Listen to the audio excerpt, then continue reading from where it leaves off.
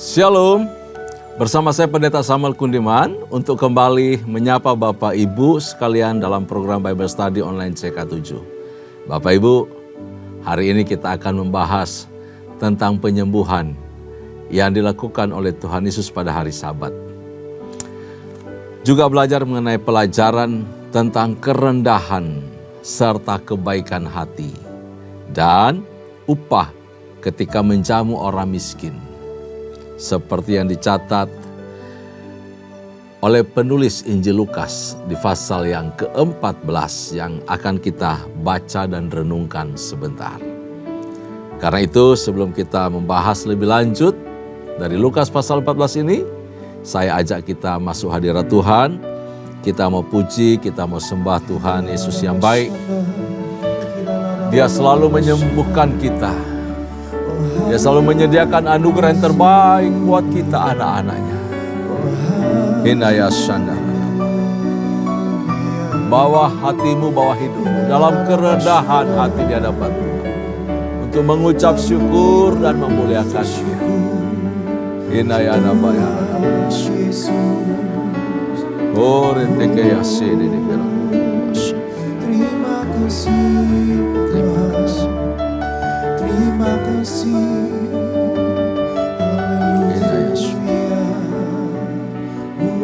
Haleluya. Semua karena anugerah-Mu hari ini ada.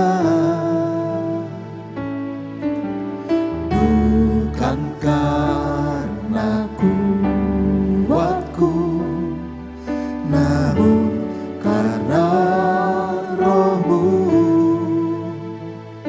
Ku bawa hatiku, penyembahanku.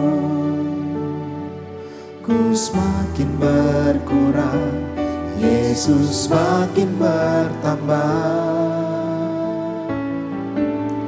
Mengikut Yesus, itulah kesukaan hatiku.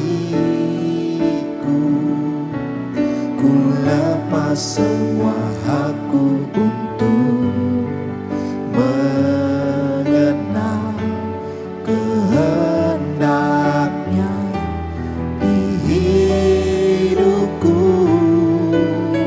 Mengiring Yesus, itulah kekuatan hidupku. Ku yakin anugerahnya mampu jadikanku hamba yang berkenan selalu.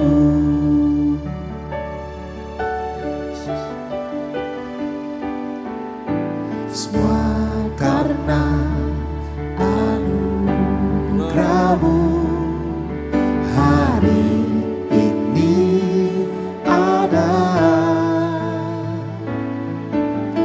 Bukan karena kuatku, namun karena Roh-Mu.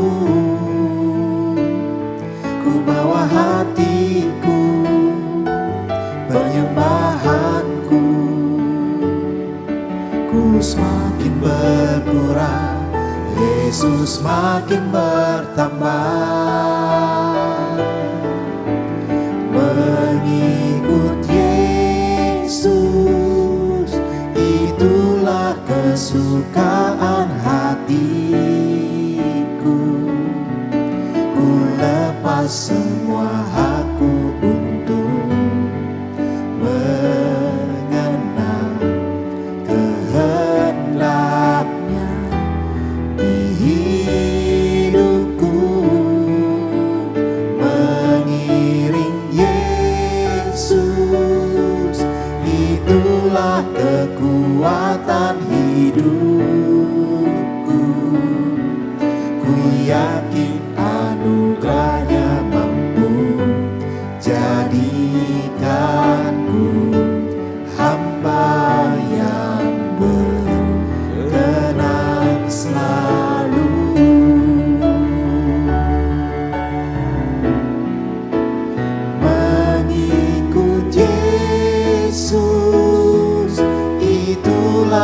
kesukaan hatiku. Ku lepas semua hakku untuk mengenal kehendaknya di hidupku. Mengiring Yesus, itulah kekuatan hidupku. Ku yakin anugerahnya mampu jadikanku hamba yang berkenan selalu.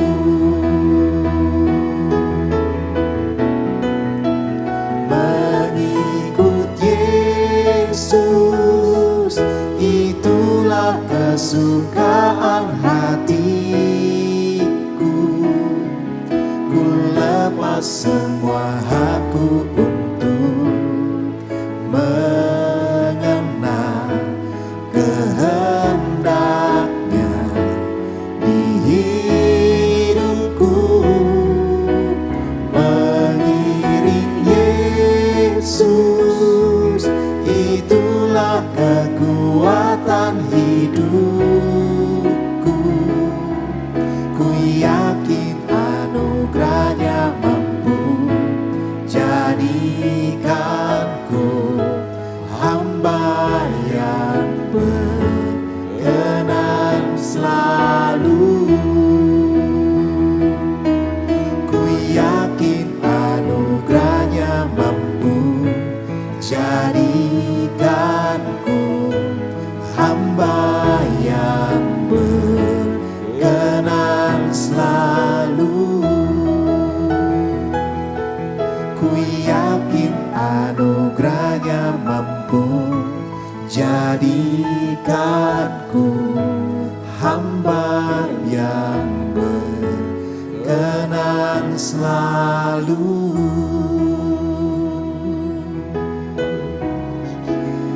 Terima kasih Tuhan yang menyempurnakan hidup kami jadi seperti-Mu Tuhan. Oh haleluya, oh haleluya. Kiralala masyada matakirala.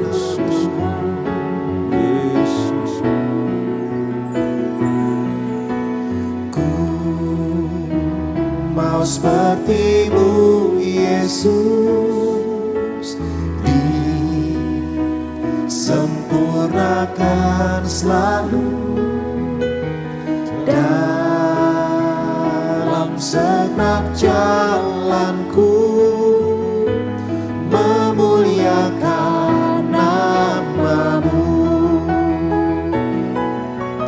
Ku mau seperti-Mu Yesus, disempurnakan selalu dalam segenap jalanku, memuliakan nama-Mu.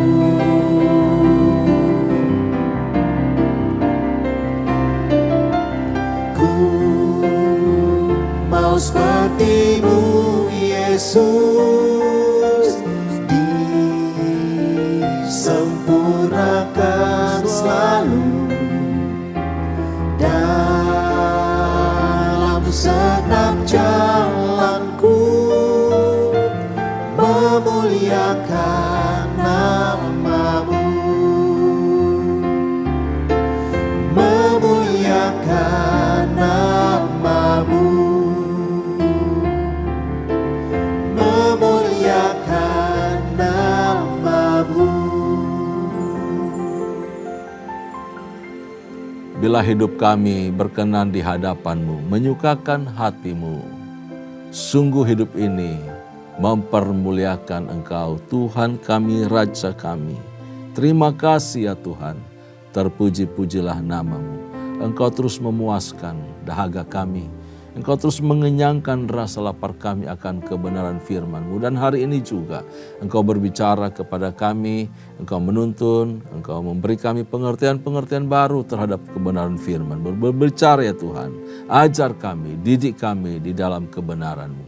Di dalam nama Yesus, firman yang hidup, urapan-Mu turun atas kami semua. Kami bersyukur, kami berdoa dalam nama Yesus. Haleluya. Amin. Saudara-saudariku, Bapak Ibu kekasih dalam Tuhan, bagaimana perasaan Anda saat sedang bekerja? Lalu ada orang diam-diam mengawasi, memperhatikan, tetapi tujuannya untuk menghancurkan atau menjatuhkan Anda. Bapak Ibu, bagaimana ketika Bapak Ibu sedang melayani jemaat, melayani pekerjaan Tuhan, atau pelayanan apapun. Tapi diam-diam ada orang-orang yang mengawasi Anda. Ada beberapa pasang mata yang kemudian membuat penilaian dan mengadukan Anda. Semua mereka lakukan itu untuk menemukan celah, menemukan kesalahan Anda. Dan itu bertujuan untuk menghancurkan atau menjatuhkan, membinasakan Anda. Nah, itu yang dilakukan oleh para ahli Taurat, dilakukan oleh orang-orang Farisi kepada Yesus. Mereka mencari kesalahan Yesus. Mereka berusaha mendapatkan celah sedikit pun saja untuk dapat menghancurkan dia saat itu. Ya. Karena di mata mereka Yesus itu adalah seorang yang perusak hukum Taurat. Buat mereka Yesus itu pelanggar hukum Taurat. Jadi mereka nggak senang karena kenyamanan mereka diusik. Mereka selama ini jaga hukum Taurat dengan segala macam cara, dengan penuh keketatan yang luar biasa. Kalau boleh makin dipersulit, makin susah hidup orang, mereka makin senang. Tapi ada dasar firman gitu, waduh ini mengerikan sekali. Bukan firman maksudnya firman Tuhan, tetapi hukum Taurat. Dengan hukum-hukum yang kemudian mereka tambahkan lebih sulit lagi. Karena itu tidak salah kalau Yesus menegur ahli-ahli Taurat, orang Farisi. Dikatakan kamu pergi menyeberang lautan untuk membawa orang masuk ke agamamu. Begitu mereka masuk agamamu, kamu tempatkan dia di neraka yang paling dalam. Karena apa? Legalisme. Itu tanpa belas kasihan. Legalisme membuat orang kaku dan tidak bisa melihat anugerah Tuhan yang begitu besar. Itu legalisme. Bahaya sekali legalisme. Ya. Nah, mari kita baca Lukas pasal yang ke-14 ayat pertama sampai ayat yang ke-6. Demikian firman Tuhan. Pada suatu hari Sabat, Yesus datang ke rumah salah seorang pemimpin dari orang-orang Farisi untuk makan di situ. Semua yang hadir mengamat-amati dia dengan saksama. Tiba-tiba datanglah seorang yang sakit busung air, berdiri di hadapannya. Lalu Yesus berkata kepada ahli-ahli Taurat dan orang-orang Farisi itu, katanya, diperbolehkankah menyembuhkan orang pada hari Sabat atau tidak? Mereka itu diam semuanya. Lalu ia memegang tangan orang sakit itu dan menyembuhkannya dan menyuruhnya pergi. Kemudian ia berkata kepada mereka, siapakah di antara kamu yang tidak segera menarik keluar anaknya atau lembunya, atau kalau terperosok ke dalam sebuah sumur, meskipun pada hari Sabat? Mereka tidak sanggup membantahnya. Ini saya membaca agak lucu Bapak Islam Tuhan. Baru kali ini Yesus bertanya seperti minta izin gitu ya kepada orang-orang Farisi itu. Nah, Yesus rupanya cukup dekat orang Farisi karena satu paham gitu, satu paham. Dan betul-betul orang Farisi ini karena dia percaya malaikat, percaya kebangkitan. Dan sama Yesus juga mengajarkan hal itu. Jadi pada hari tersebut Yesus diundang oleh salah seorang Farisi, orang kaya pasti, undang untuk lunch, makan bersama. Wah ini ada pesta besar ini ya. tamu-tamu undangan sudah diundang dan hadirlah mereka. Tetapi rupanya undangan itu ada dibungkus ya dalam satu maksud tertentu, dengan maksud tertentu, yaitu mengawasi Yesus dan menjebak Yesus saat itu juga. Pas hari Sabat mereka makan. Wih, keren banget. Setiap kisah yang dicatat dalam Alkitab Injil pasti memiliki tujuan, termasuk penyembuhan yang dilakukan Yesus pada hari Sabat. Banyak orang bersuka cita dengan pelayanan yang Yesus lakukan, tetapi tidak dengan orang Farisi dan ahli-ahli Taurat. Mereka jengkel, kesel. Kenapa? Karena seringkali Yesus melakukan penyembuhan. Itu dilakukan pada hari Sabat. Dan itu buat mereka Yesus offside. Yesus itu melakukan pelanggaran. Fatal. Yesus tidak memelihara hari Sabat. Padahal Yesus berkata, akulah Tuhan atas hari Sabat. Hari Sabat itu diberikan Allah untuk manusia, supaya manusia bisa beristirahat, supaya manusia bisa bersuka cita. Kok ini didewa-dewakan gitu ya? Nah, ini pikiran orang Farisi, ahli Taurat saat itu. Bagi mereka Yesus itu adalah sosok berbahaya. Yesus itu perusak agama Yahudi. Kemudian Yesus adalah penghina hukum Taurat. Karena itu Yesus itu harus dihentikan. Ya, harus dihentikan. Dalam setiap tugas pelayanannya atau apapun yang dilakukan oleh Yesus harus dihentikan dia. Dengan cara apapun juga. Mereka juga berharap Yesus berhenti untuk melayani hari Sabat. Menyembuhkan orang di hari Sabat. Stop. Tetapi di pesta itu rupanya ada orang yang sakit busung air. Berarti perutnya bengkak, besar. Busung air.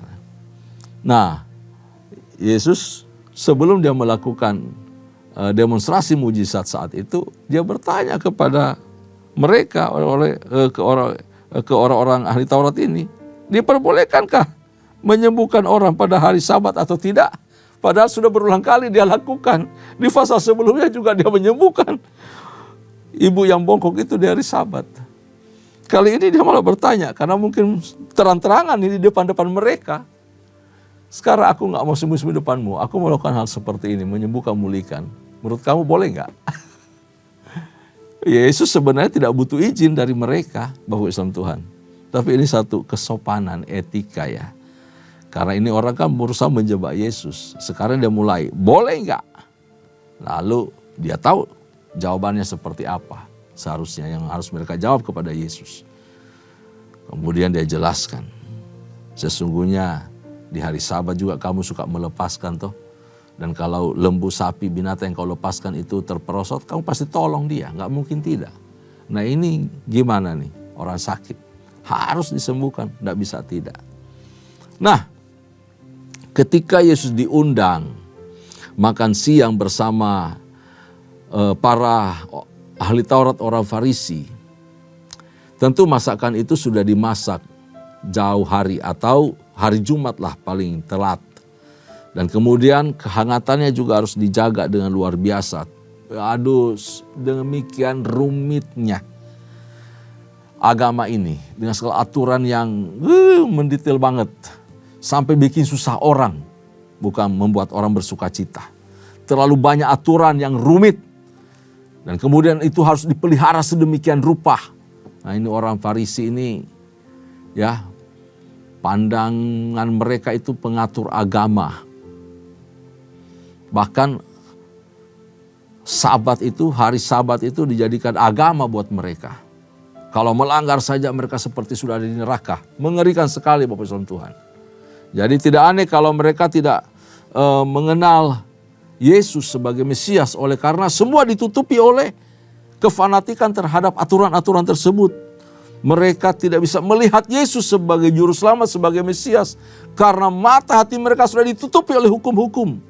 Dan mereka punya perilaku sudah terlalu legalisme. Ya, karena itu tertutup terhadap anugerah Allah. Mata mereka gak bisa melihat kemurahan Tuhan yang begitu besar. Nah sekarang mereka mengundang Yesus. Karena mereka berselisih dengan Yesus mengenai hukum-hukum tersebut. Yesus tahu kelicikan hati mereka. Namun dia tetap datang, Yesus tetap hadir, tetap datang. Nongol aja. Sebab ia sanggup menghadapi orang terlicik sekalipun di muka bumi ini. Termasuk orang-orang yang namanya Farisi, kelompok-kelompok ahli Taurat itu. Dia sanggup hadapi selicik-liciknya mereka, sejahat-jahatnya mereka, Yesus sanggup. Dengan hikmat dan pengertian datang daripada Allah. Mereka mengawasi dan mulai memasang jerat kepada Yesus. Ya mungkin orang sakit busung itu sudah disiapkan kali ya. Sudah diatur. Nanti kalau Yesus datang, wah kamu masuk ya, kita lihat. Oh, ya kita nggak tahu skenario seperti apa. Tetapi anak itu tiba-tiba nongol aja, datang. Nah, Bapak Islam Tuhan, mereka memasang jerat bagi Yesus. Yang aneh begini, ini kan mereka mengundang Yesus untuk lunch, untuk makan bersama. Atau entah makan apa itu ya. Makan sore, makan menjelang malam. Tapi perhatikan begini, seharusnya tuan rumah itu kan menjaga, melindungi tamunya, orang yang diundang. Kok ini tidak sama sekali? Iya, tidak sama sekali. Mereka tidak melindungi, malah mereka mengintai Yesus, memasang jerat buat Yesus. Ini aneh sekali. Betul-betul luar biasa ini jahatnya orang Farisi. Nah, sementara mereka makan, tiba-tiba anak itu datang, apa yang terjadi? Di sini ada dialog luar biasa. Bolehkah menyembuhkan? Mungkin Yesus minta izin supaya tidak tersinggung kali mereka ya. Karena itu kan bukan rumah Yesus. Jadi praktek menyembuhkan boleh nggak nih lakukan di sini, di rumahmu loh. Nah, mereka tidak mau jawab, mereka membisu. Mereka tidak mengatakan ya atau tidak. Kalau mereka mengatakan ya izinkan, berarti mereka tidak punya kesempatan untuk menjerat Yesus atau menghukum Yesus saat itu, menangkap Yesus dan membinasakan dia. Kalau mereka mengatakan tidak, ya gimana? Gagal mereka punya rencana. Nah, Yesus tidak bisa dihalangi, Bapak Islam Tuhan, untuk berbuat baik. Ketika hatinya penuh kemurahan itu, penuh kebaikan itu mengalir, menjamah setiap orang di situ. Untuk menyembuhkan orang sakit, dia nggak bisa dihentikan. Demikian juga kuasa Allah jika hadir di tengah-tengah kita. Apapun kondisi kita, itu tidak menjadi penghalang untuk kita menikmati hadirat Allah. Merasakan kuasa Allah, lawatan Allah, mujizat kesembuhan datang daripada Allah. Tidak ada satupun yang bisa menghalangi itu. Amin. Dimanapun kita berada, kalau hati kita fokus kepada Tuhan dan Tuhan mau melakukan sesuatu terhadap kita, kita pasti akan mengalami Tuhan saat itu.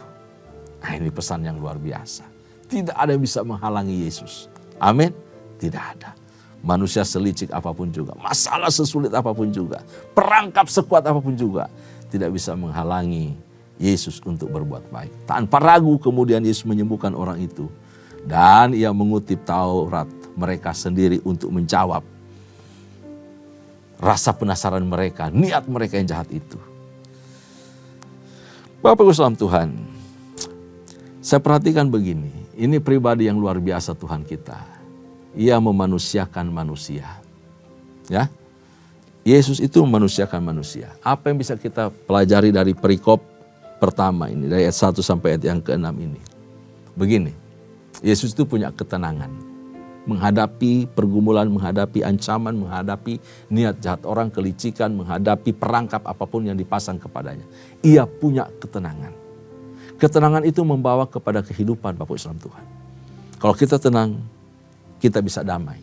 Dengan diri kita, dengan Allah, kita bisa berdoa.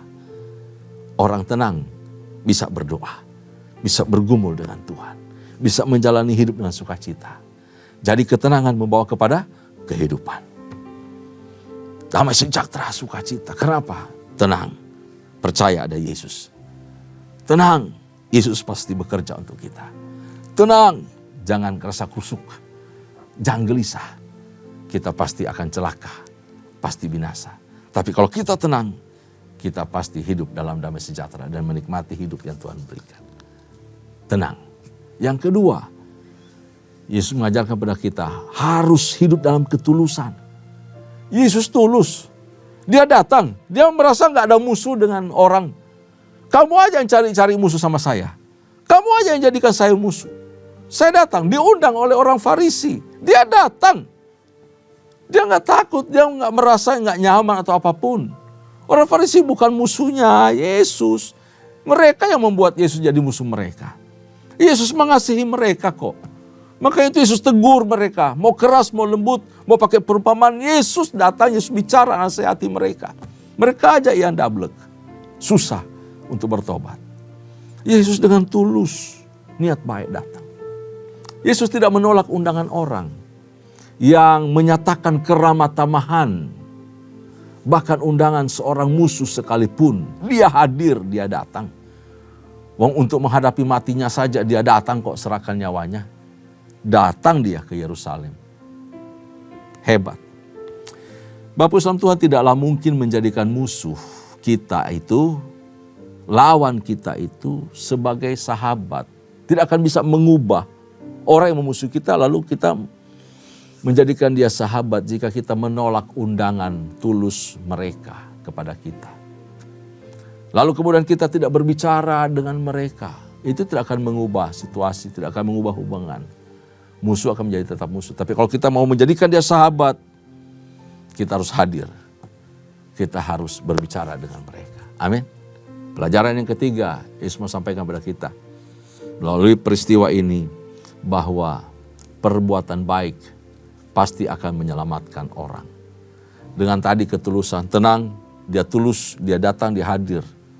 Kalaupun anak itu menjadi jebakan buat dia, tetapi karena Yesus melihat dengan penuh belas kasihan, dengan hati yang baik, ia menyelamatkan, dia menyembuhkan orang itu. Itu hebat. Kebaikan akan menyelamatkan orang lain. Orang Farisi memandang penyembuhan itu adalah dosa karena lakukan di hari Sabat. Tetapi apa Yesus lakukan? Atas dasar kebaikan dan belas kasihan, dia menyelamatkan anak itu dan menyembuhkan dia. Puji Tuhan. Itu poinnya. 3 poin dari perikop yang pertama ini. Ayat 7-11, tempat yang paling utama dan yang paling rendah. Karena Yesus melihat bahwa tamu-tamu berusaha menduduki tempat-tempat kehormatan. Ia mengatakan perumpamaan ini kepada mereka. Kalau seorang mengundang engkau ke pesta perkawinan, janganlah duduk di tempat kehormatan. Sebab mungkin orang itu telah mengundang orang yang lebih terhormat daripadamu. Supaya orang itu yang mengundang engkau dan dia jangan datang dan berkata kepadamu, berilah tempat ini kepada orang itu. Lalu engkau dengan malu harus pergi duduk di tempat yang paling rendah. Tapi apabila engkau diundang, pergilah duduk di tempat yang paling rendah. Mungkin tuan rumah akan datang dan berkata kepadamu, sahabat, silakan duduk di depan. Dan dengan demikian engkau akan menerima hormat di depan mata semua tamu yang lain. Sebab barang siapa meninggikan diri, ia akan direndahkan. Dan barang siapa merendahkan diri, ia akan ditinggikan. Puji Tuhan. Yesus memanfaatkan kesempatan ketika dia diundang itu. Dengan peristiwa ini, ia menegur tamu-tamu yang berusaha duduk di tempat-tempat kehormatan. Biasa orang undangkan begitu. Nggak tahu motivasinya apa. Supaya apa? Supaya dikenal. Supaya dia lebih populer, merasa lebih populer. Supaya dia dikenal sebagai orang paling kaya di situ. Supaya dia dikenal sebagai orang yang paling dengarkan di antara mereka. Banyak motif orang. Ya, dan Yesus memperhatikan mereka. Tapi dalam hal ini teguran ini mengajarkan orang-orang tersebut, orang kaya itu untuk belajar rendah hati. Jadi para ahli Taurat orang Farisi ini kan betul-betul mereka saling berebut. Mendapat tempat yang paling utama di bagian kepala meja biasanya. Nah, di sini Yesus itu memperhatikan gelagat mereka. Dia lihat, dia perhatikan dengan baik. Lalu dengan duduk di tempat terhormat, mereka menjadi pusat perhatian rupanya. Kenapa? Dia paling situ, dia hebat berarti. Wah, ini orang penting berarti. Orang berpengaruh dia. Ya, mungkin mereka juga betul-betul duduk di sana, betul-betul pamer diri dan patut untuk dihormati oleh orang lain. Bolehlah kamu hormati saya di sini kok. Namun kemudian mereka justru mendapat malu dan direndahkan dengan cara Yesus menyampaikan perumpamaan ini. Tetapi Yesus sebaliknya mengatakan demikian. Sementara orang yang rendah hati, yang duduk di tempat yang paling rendah, seringkali pada akhirnya malah mendapat kehormatan. Kenapa? Dipanggil. Sahabat, sini, jangan di situ. Aduh, di sini, kamu di sini, kamu di sini. Nah, itu namanya dia ditinggikan, bukan direndahkan. Dia mendapat kehormatan. Sebab ia adalah sahabat dari tuan rumah itu. Pesannya menarik di sini bahwa barang siapa menikahkan diri, ia akan direndahkan. Sedangkan orang yang merendahkan hati, orang yang membuat penyangkalan terhadap diri, hal itu akan membawa kemuliaan kepadanya dan dia akan ditinggikan. Bagus Tuhan, keangkuhan itu merendahkan orang. Tetapi orang yang rendah hati menerima pujian dan kerendahan hati mendahului kehormatan. Karena itu di ayat ke-12 sampai ayat yang ke-14 dikatakan demikian. Dan Yesus berkata juga kepada orang yang mengundang dia, apabila engkau mengadakan perjamuan siang atau perjamuan malam, janganlah engkau mengundang sahabat-sahabatmu atau saudara-saudaramu atau kaum keluargamu atau tetangga-tanggamu yang kaya, karena mereka akan membalasnya dengan mengundang engkau pula. Dengan demikian engkau mendapat balasannya. Tetapi apabila engkau mengadakan perjamuan, undanglah orang-orang miskin, orang-orang cacat, orang-orang lumpuh dan orang-orang buta, dan engkau akan bahagia. Karena mereka tidak mempunyai apa-apa untuk membalaskannya kepadamu, sebab engkau akan mendapat balasnya pada hari kebangkitan orang-orang benar. Di sini Yesus menegur tuan rumah sekalian, karena tuan rumah ini mengundang orang-orang kaya yang biasa makanlah ya dengan dia. Sesungguhnya orang-orang kaya itu kan bisa makan di rumahnya sendiri. Bisa makan di rumahnya sendiri, bisa makan sepuasnya, terserah dia. Bisa makan enak. Dan orang-orang kaya ini tidak membutuhkan sebenarnya untuk makan di tempatnya. Namun karena sesama teman jadi mereka pada datang gitu. Jadi teguran luar biasa kepada tuan rumah. Karena orang-orang kaya ini yang duduk makan di situ sebagai tamu tidak membutuhkan hal itu sesungguhnya. Maksudnya begini, bukan berarti Yesus itu kemudian melarang kita untuk menjamu orang kaya, bukan itu. Tidak ada pesan di situ, nggak ada. Mengundang saudara-saudara yang kaya, teman-teman kaya, orang kaya itu bisa mempererat persaudaraan di antara kerabat, di antara saudara, sahabat lama, teman lama. Dan itu hal yang baik. Tetapi jangan menjadikannya sebagai suatu kebiasaan, sehingga membuat kita jadi susah juga. Lagi pula orang kaya itu dapat membalasnya dengan mengundang Anda ke perjamuannya kan. Jadi di mana upah kita? Tidak ada. Karena apa? Sudah saling membalas. Undangan di sana seperti itu. Kita sudah pesta luar biasa, siapkan ini, dia undang datang, dia datang. Tetapi begitu kirang dia datang kepada kita, kita harus berupaya untuk membalas juga. Nanti dia juga mengundang kita, kita harus datang dan bawa sesuatu untuk menyenangkan dia. Balas membalas seperti itu. Kadang yang terjadi di perjamuan adalah aksi pamer jadinya. Pamer demi untuk memuaskan selera, demi untuk menyenangkan Tuhan yang mengundang kita. Kata Yesus begini, bila engkau mengadakan perjamuan, undanglah orang-orang miskin, orang-orang cacat, orang-orang yang tidak mampu, orang-orang yang tidak bisa berbuat apa-apa. Orang-orang yang tidak mampu menopang hidupnya. Mereka yang tidak sanggup untuk membalas kebaikan kita, jamuan kita. Kalau mereka diundang datang makan dengan Anda. Mereka hadir dengan kesederhanaan. Mereka tidak bisa balas. Mereka masak apa lalu mengundang Anda. Mereka nggak bisa balas itu. Tetapi Tuhan akan membalas kita kelak nanti. Nah itu dia. Itu nasihat, itu ajaran yang sangat luar biasa yang disampaikan oleh Yesus. Ya, kepada tuan rumah dan orang-orang Farisi, orang kaya itu. Tuhan akan membalas pada hari kebangkitan orang-orang benar. Jadi Tuhan memperhitungkan sikap orang menghormati, menghargai, memberi hidup kepada orang miskin, orang cacat, orang berdosa itu adalah tindakan orang yang benar. Ayat 15 sampai 24. Nah, dikatakan demikian, mendengar itu berkatalah seorang dari tamu-tamu itu kepada Yesus, berbahagialah orang yang akan dijamu dalam kerajaan Allah. Tapi Yesus berkata kepadanya, ada seorang mengadakan perjamuan besar dan ia mengundang banyak orang. Menjelang perjamuan itu dimulai, ia menyuruh hambanya untuk mengatakan kepada para undangan, marilah sebab segala sesuatu sudah siap. Bapak Islam Tuhan, biasanya orang Israel itu kalau mengadakan pesta, Jauh-jauh hari sudah diberitahu, sudah disebarkan undangan kepada si A, si B, si C, D, semua. Tetapi nanti kalau pada hari hanya lagi dikasih tahu bahwa pesta sudah siap. Ternyata undangan-undangan tadi yang dibagi-bagi undangan itu nggak datang dengan berbagai alasan. Bangun rumah lah, baru kawin lah, keluar negeri lah, macam-macam, semua alasan. Kesibukan mereka. Nah ini undangan untuk menikmati anugerah, undangan untuk hadir di dalam perayaan yang Allah adakan, tetapi mereka menolak hadir. Ini bahaya. Lalu yang punya pesta itu, tuan rumah mengatakan begini, ayo bawa orang-orang miskin, bawa orang-orang susah itu datang ke sini. Bawa mereka untuk menikmati pesta ini.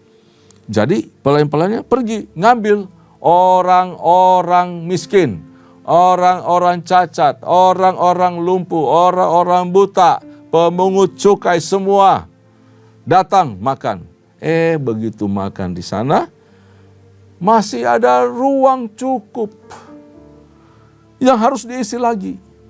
Akhirnya Tuhan berkata begini, paksa orang-orang di pasar kayak di mana, bawa ke sini untuk mereka makan. Bapak Ibu Tuhan, orang-orang itu tersinggung pasti.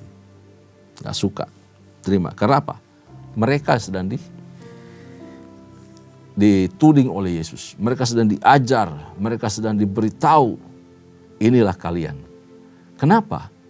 Tuhan itu adalah Bapa yang mengadakan pesta. Lalu orang-orang undangan itu adalah orang-orang Israel. Israel itu sendiri. Mereka diundang hidup di dalam kehidupan yang berkelimpahan bersama Allah. Hadirnya Mesias sebagai anugerah terbesar. Tetapi mereka menolak berkat, menolak anugerah, menolak keselamatan. Nah, orang-orang cacat, orang-orang buta, orang-orang miskin, pemungut cukai, semua itu. Mereka adalah orang-orang yang dianggap berdosa, tidak layak, tidak pantas. Yang dianggap oleh orang-orang Farisi, oleh orang ahli Taurat itu. Mereka tidak layak. Tetapi mereka masuk dalam pesta. Mereka hadir dalam pesta. Mereka menerima keselamatan. Mereka menerima anugerah. Lalu orang-orang harus dipaksa dari pasar di tempat yang lain dibawa. Itu adalah kita, non-Yahudi. Kita adalah orang-orang yang terakhir. Tetapi kita masih dapat kesempatan, dapat anugerah, dapat keselamatan. Dalam pesta yang disiapkan oleh Bapa, kita menerima Yesus. Itu tokoh-tokoh yang ada di dalam perumpamaan itu. Untuk kita, untuk orang berdosa, untuk siapapun. Pintu anugerah Tuhan terbuka supaya kita diselamatkan. Amin. Karena itu pintu masih terbuka bagi siapa saja. Menangkan semua jiwa-jiwa itu. Berapapun harganya, bawa kepada Kristus, bersaksi, bawa mereka ke gereja untuk menikmati persekutuan dengan Tuhan. Amin. Keluarga kita kah, tetangga kita, sahabat kita, siapapun, bawa mereka. Bahwa ada pesta keselamatan yang masih diberikan oleh Allah. Anugerahnya, pintu rahmatnya masih terbuka untuk setiap orang. Surga harus diisi dengan jiwa-jiwa yang diselamatkan. Tuhan Yesus memberkati kita. Tundukkan kepala kita berdoa. Terima kasih untuk anugerah-Mu yang terus mengalir dalam kehidupan kami. Terima kasih ya Tuhan untuk keselamatan yang masih terus tersedia. Pintu anugerah-Mu masih terbuka untuk setiap orang bisa merespon keselamatan yang datang daripada-Mu. Berkati keluarga demi keluarga, pribadi demi pribadi. Tuhan berkati juga dan selamatkan keluarga-keluarga kami yang belum mengenal Kristus. Saat ini jamah hidup mereka, hati mereka. Supaya bisa mereka merespon anugerah keselamatan dari Tuhan. Beri kami keberanian untuk bersaksi. Hidup kami dibaharui dari hari ke hari. Untuk bawa berkat dan kemuliaan bagi nama-Mu. Berkati kami semua di dalam nama Yesus. Kami bersyukur. Kekasih-kekasih Tuhan arahkan hatimu di hadapan Allah dan terimalah anugerah serta berkat yang melimpah dari Allah Bapa. Kasih sayang dalam Kristus Yesus Tuhan. Serta persekutuan manis dengan Allah Roh Kudus menyertai kita semua. Mulai hari ini sampai parusia Tuhan datang pada kali yang kedua. Bahkan sampai selama-lamanya. Setiap kita yang percaya diberkati. Sama-sama katakan amin. Tuhan Yesus memberkati kita semua. Shalom.